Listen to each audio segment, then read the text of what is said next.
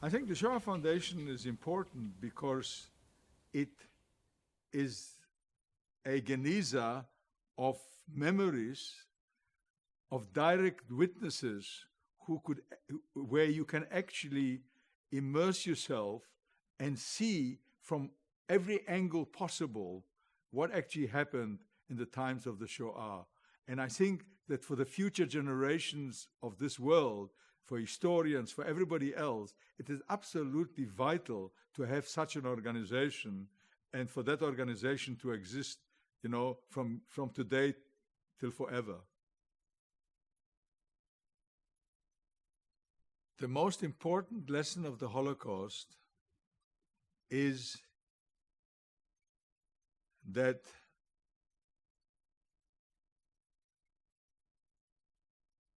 the world is a very dangerous place, and we have to be on guard continuously against iniquity because it is part of our being.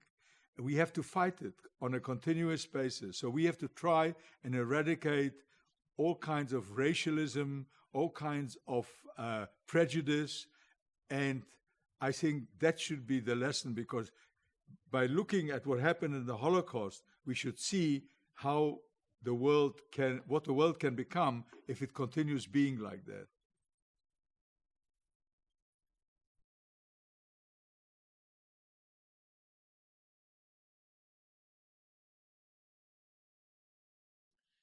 Shoah means Holocaust.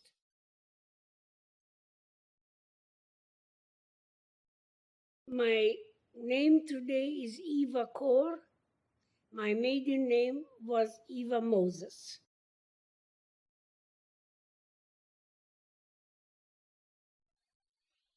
The organization Candles was, I incorporated it in the state of Indiana in March of 1984.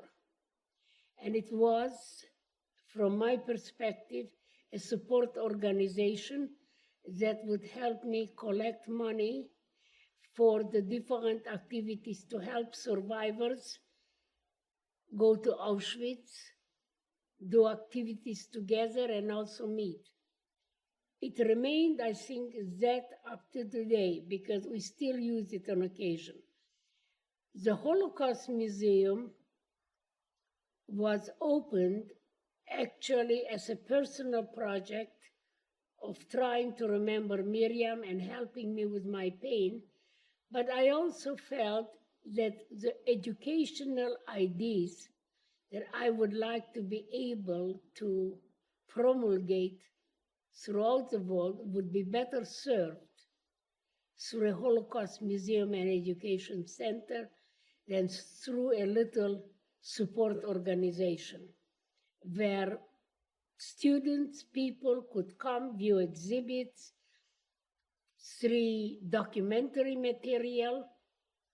That is not possible through a small organization like Candles. And since we have opened it 21 years ago, it has grown, it has immediately been accepted. And we have about between 10 and 12,000 visitors a year. And they are all very, very impressed and like what we are teaching.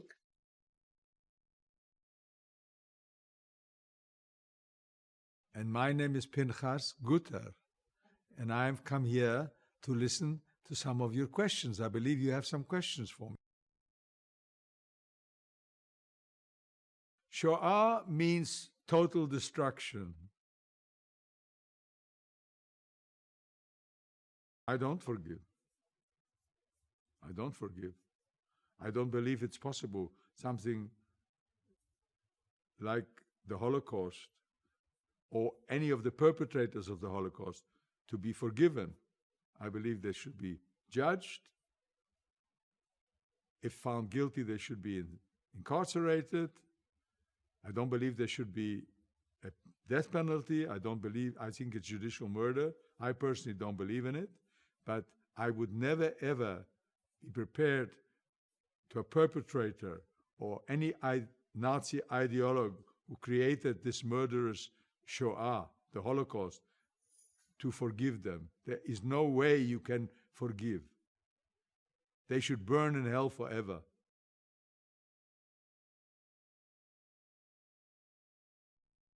Forgiveness, in general, in a short statement, means an act of self-healing, an act of self-liberation, and an act of self-empowerment. And that was always, from the beginning, it came the focal interest of that word, because up to the time I came up with the idea of forgiving, I didn't realize that I had any power over my life. The truth is that all victims are hurt. They feel tremendously helpless, hopeless, and powerless.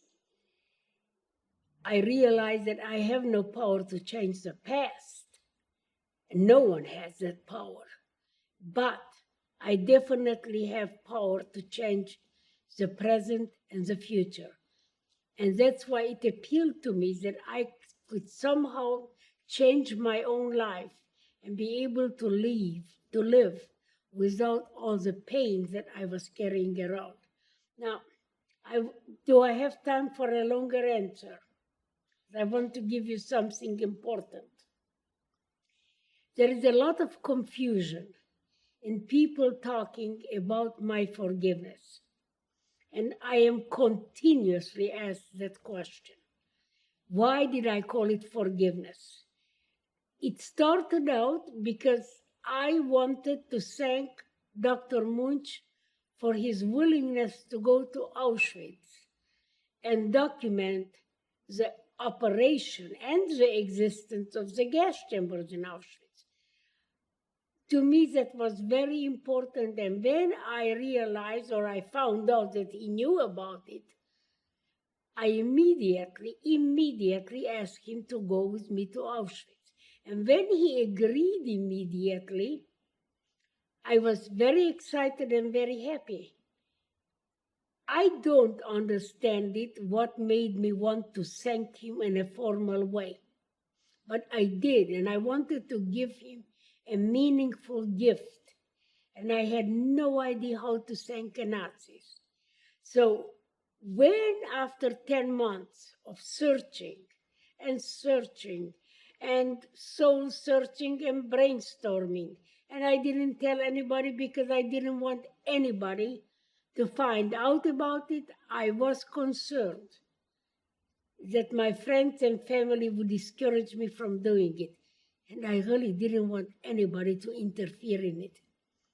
So finally, I came up with the idea that a letter of forgiveness to this old Nazi doctor that I spent with him 4 hours on August 20, 1993, who told me about the operation of the gas chamber. I was already aware of a very simple thing, that he was a very kind and caring person, and that he was not the usual Nazi that I met in Auschwitz. That maybe was helpful because I have been asked, what if he would have treated me like a nothing? Forgiveness would have not been possible because I would have never dared ask him about the gas chambers. So when I came up with the idea of forgiveness, it was a simple letter of forgiveness from me to him, which I knew that he would appreciate because he was struggling with his old problems of feeling guilty. Then that evolved when I realized, as I was, not everything happened in one day, it happened over quite some time. That happened, I think, the forgiveness idea popped into my head. We were trying to figure out what to title it. And I wanted, in one hand, the idea that I would not have to ever deal with the topic of forgiving every single Nazi I met along the way or who asked for my forgiveness, because I found that was very burdening. I did not really want to deal with that issue.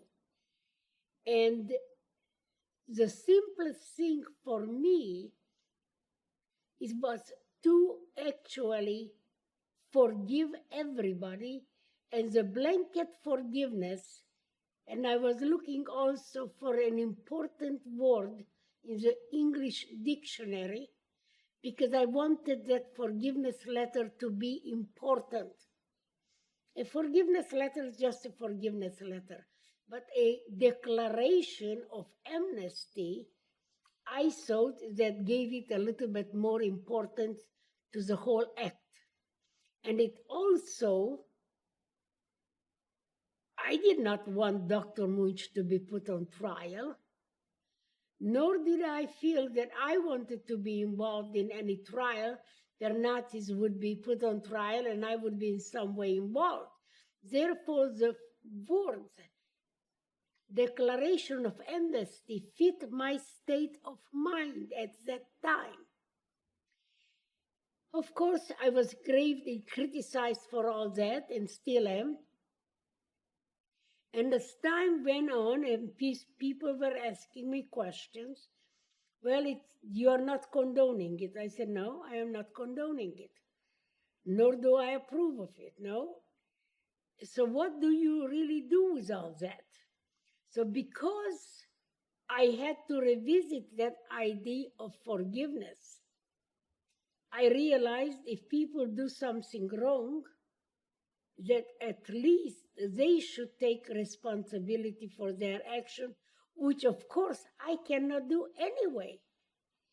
But I did not want to be in charge of overseeing that part of the Nazi seeking, the Jews seeking justice for what was done. I decided that every time I would have to go back to the feeling that I am dealing with the perpetrator, it would bring up the pain, and I wanted to be free of that pain.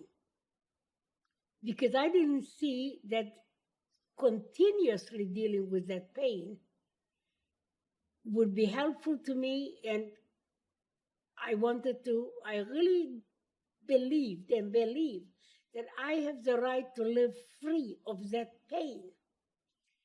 So there are many people in Justice Department. Some of them can be children or grandchildren of survivors. And if they want that job, they should seek it. I do not seek to be a judge or a prosecutor. I think that I have given enough of my life to pain, and I deserve to be left in peace and enjoy my life. I demand to enjoy my life, to be happy. So this is the way that whole idea of forgiveness and justice evolved. It wasn't a 1 day, 1 week, or 1 month decision. It fit what I wanted out of this forgiveness. Some people call it selfish. Maybe it is. If everybody in the world would like to be selfish and be happy, and in the process not hurt anybody else, I think I could go for that in the world as a goal. Because people who are happy, they're at peace with themselves, they're at peace of the world, and they create a lot of joy in the life of other people. People who are angry, they're sad. Why should they be living their life sad? But if they want to, that's their choice. And they really are not an asset to society. Sad people cause themselves and society a lot of problem. And I dare say with all my heart and soul that anybody hearing this presentation, if I could ask them, would you like to be happy in your life or sad? I have almost no doubt that the majority, great majority of the people would say, I want to be happy. And if you yourself can bring about happiness in your own life without hurting anybody, why not?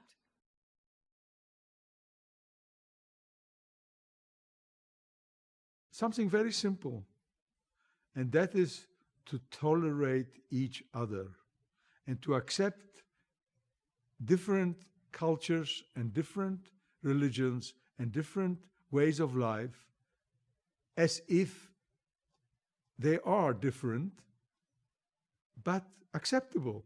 And that's not a reason for either hate or for to racially abuse or to try and change, but just live together.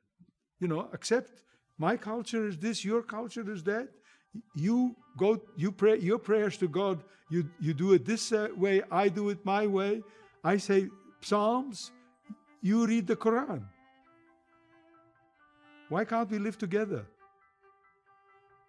And in some places, people do live together quite reasonably and tolerate each other. And why can't the whole world do that?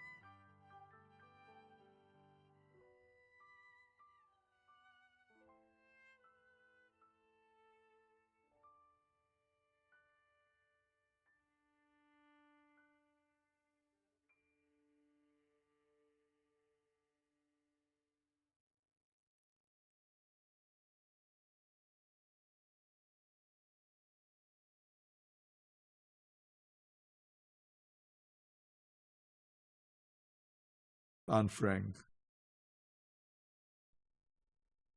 I know about Anne Frank. I've read her book. Yes, I have read Anne Frank's diary, and it's a very interesting book for young people.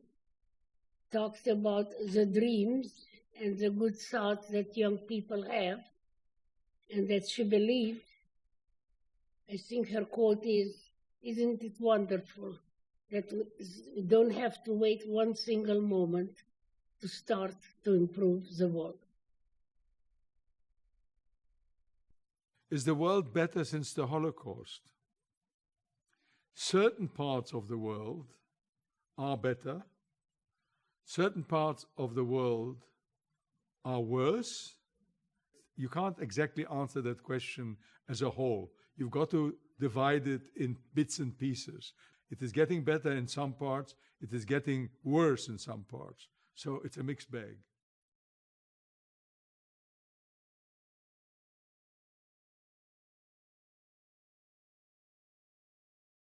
I would like to share with you some memories and songs that are extremely meaningful to me. They're not actually songs, they are sung, but they are prayers. And the story is, when we were in the ghetto in Warsaw, and Yom Kippur fell in 1942 during the deportation, we were hidden in an attic. And when we were praying in that attic, those prayers stayed in my mind because my father, he held me and he put a prayer shawl around me, and it was a remembrance that is so dear and precious to me that today, when I am a cantor in the Kiev Shul, honorary cantor in the Kiev Shul, whenever I get up to say those prayers, I am transported to the attic of the Warsaw Ghetto, Yom Kippur of 1942. And now I would like to share with you some of those prayers. But I have to put on my yarmulke first.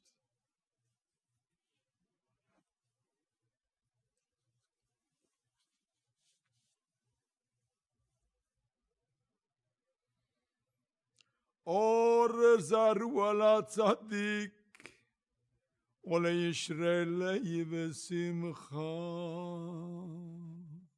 Or zaru ala tzadik, ole yishrei v'simcha.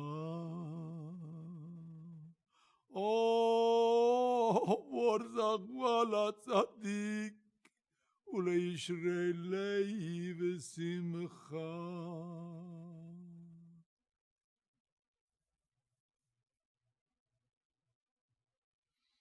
וילתה סמוקוי, וילתה וסקובל, בישיבה של מעלה, או בישיבה של מטה, אנו מתירים, אנו מתירים להתפלל עם עבר יוונים.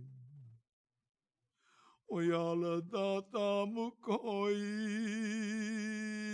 בבלת וסקוול בישיבה של מעלה ובישיבה של מטה אנו מתירים אנו מתירים להתפלל עם עבר יווני.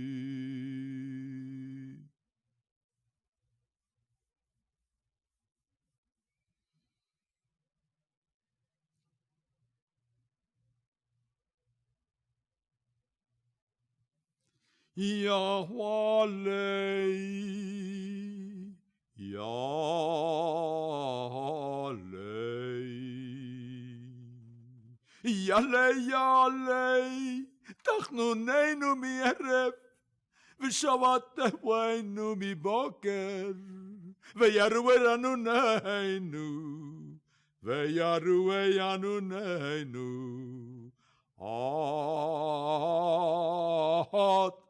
ערב יעלי יעלי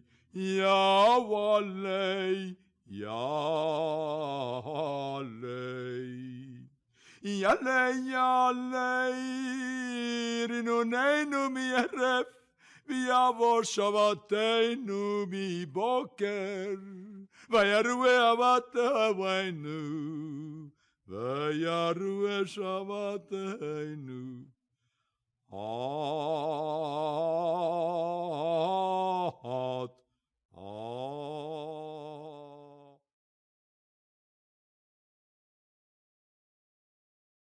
In one of the working camps that I was, we were working with ammunitions because we were working in ammunition factories. And we were surrounded, these factories were situated in forests. They were built by the Polish government before the war, taken over by the Nazis, and then sold to Hassak, Hugo Schneider Aktiengesellschaft, a company which was owned by the German banks, which are still existing today. And they were making ammunition for the German army. There were a lot of partisans in those forests. And because we worked in factories, Polish workers would come daily to work in the factories. Amongst them, there were a lot of underground resistors. The Jewish workers risked their lives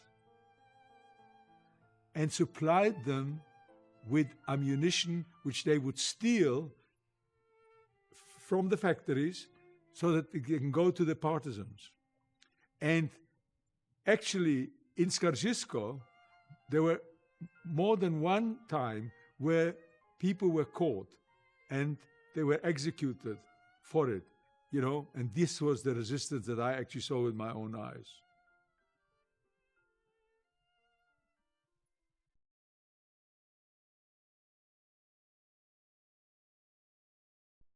The Nazi ideology was that the Germans and the white race were superior to any other race, and that the Jews were the most inferior of the people, and therefore to make the world pure and good, that Hitler picked on 6 groups of people to be murdered.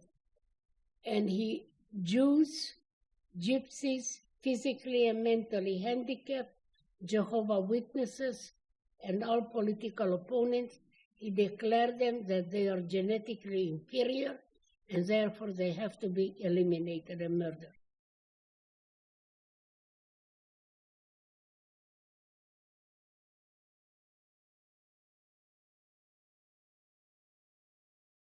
I feel about Germans today that despite what happened by their forefathers or their grandparents or sometimes even their parents, that today's Germans, number one, they're not the same.